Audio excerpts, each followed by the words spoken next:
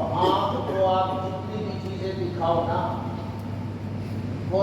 مزے سے نہیں دیکھے بلکہ وہ کھانے کو دیکھے۔ نفس بھوکا ہو نا تو آنکھ کسی چیز کو نہیں دیکھے گی، نفس پیاسا ہو تو آنکھ کی توجہ پانی کی طرف ہوگی کہ کہیں پانی نظر آئے، کان بھی کھانے پینے کی آواز کی طرف متوجہ ہوگی کہ کہیں کوئی آواز آ جائے کھانے کی اور پینے کی کہ کھانا مل رہا ہے، پانی مل رہا ہے۔ زبان بھی پھر سیر ہوتی ہے، وہ بھی پھر اتنا بولتی نہیں ہے کہ یار بھوک ہے، پیاس ہے، لیکن جب نفس بھرا ہوا ہوتا ہے نا، پیٹ بھرا ہوا ہوتا ہے نا، تو پھر آنکھ دوسری ہوتی ہے، پھر وہ ہر چیز دیکھتی ہے، آزاد ہوتی ہے۔ نفس جب بھرا ہوا ہوتا ہے تو پھر کان بھی آزاد ہوتا ہے، وہ ہر آواز اچھی گندی بری بھلی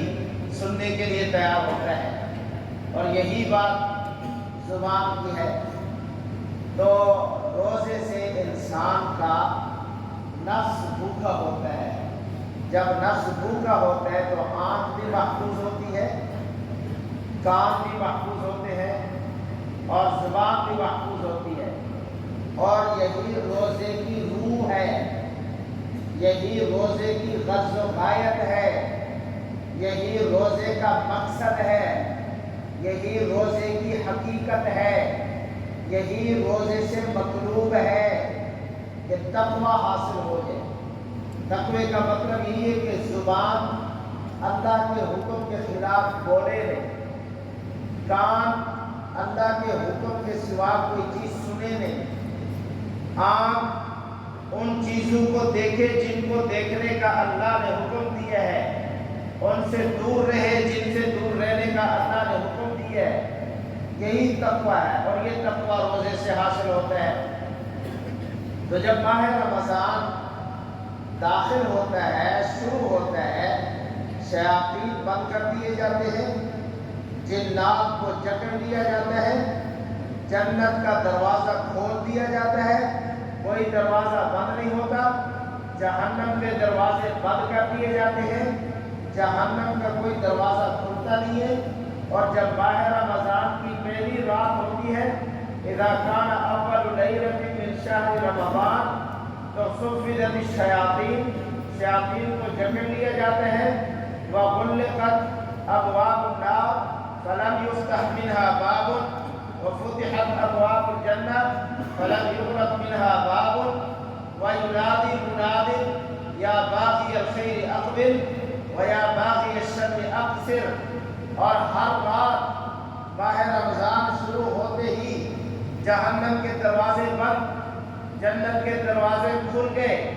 اور اعلان کرنے والا اعلان کرتا ہے، منادی کرنے والا آواز لگاتا ہے، یا باغی الخیر اقبل،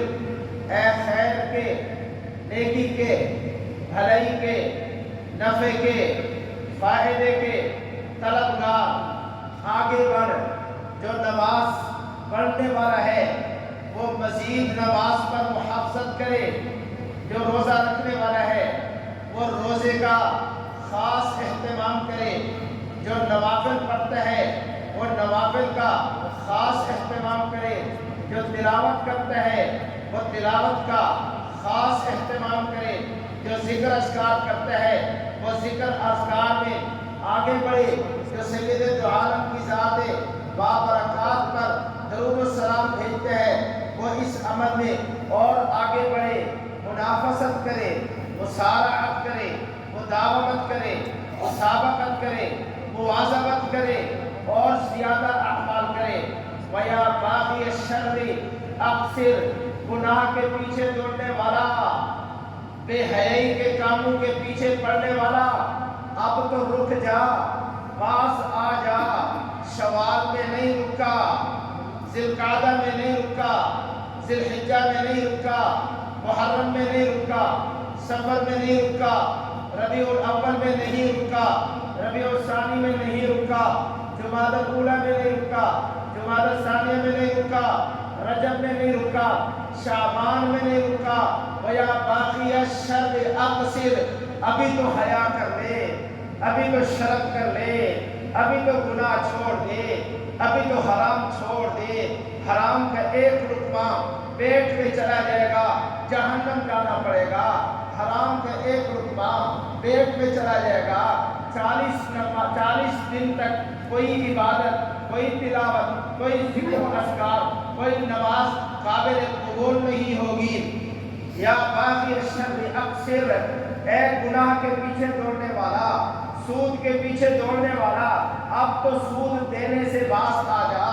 اب تو سود لینے سے باز آ جا۔ اور تجھے پتہ ہے کہ سود حرام ہے، سود لینے والے پر اللہ کی لعنت ہے، سود دینے والے پر اللہ کی لعنت ہے،